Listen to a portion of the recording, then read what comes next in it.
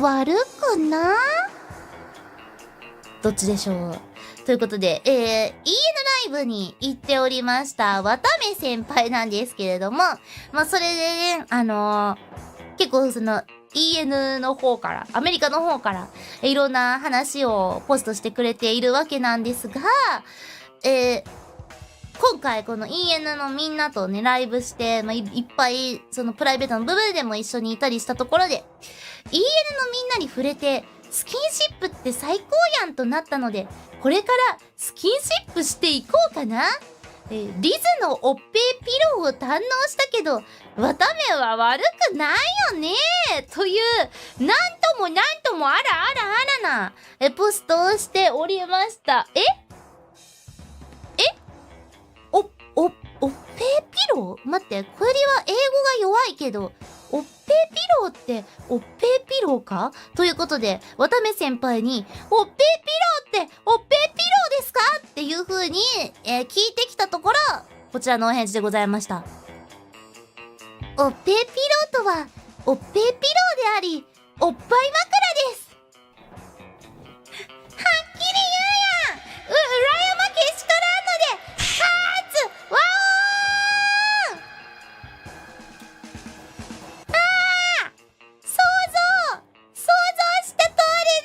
のおっぺいピローだったリズのしかもリズのおっぺいピローは絶対気持ちいいぞ絶対に気持ちいい。いいなぁ。いいなぁ。いや、リズってさ、かっこいい歌うまお姉さんで結構かっこいいとかあるじゃん。でもね、かっ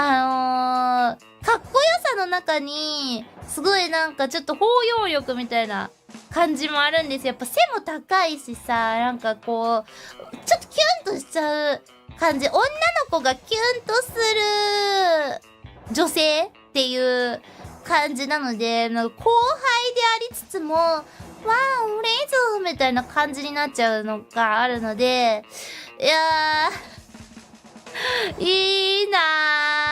ー、いいなー、これ、これでもちょっと EN ライブ出たいです。目的が違いますね、これね。いや、でもこれ思ったんですけど、前も今年のフェスの時に、なんかアバンチュールホリックが開催されたみたいな話がありましたじゃないですか。そう、このアバンチュールホリックも、EN メンバーがいっぱいいた場所だったという風にね、察知しておりまして、検知しておりまして、要するにやっぱりその国柄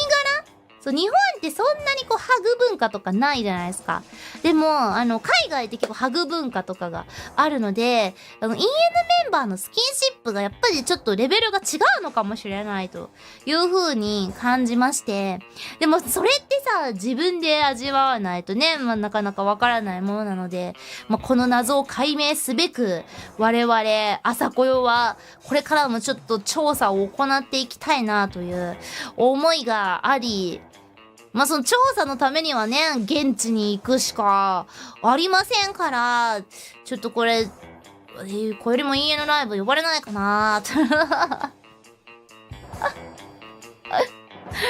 ダメだ。これ下心って思われるわ。ダメだ。でもライブ大好きなんでね、すごいみんなのね、すごく盛り上がってるENライブのゲスト素敵だなーって思っていたりしまして、なんか頑張っていきたいなと、思っております。はい。ということで、渡辺先輩は、ぜひ、今度会った時には、この EN のみんなに、培われたスキンシップ力をこよりにも発揮してもらえたら嬉しいです。よろしくお願いします。ということで、以上、遠吠え一括でした。危なかった。続いて、時効の牛丼。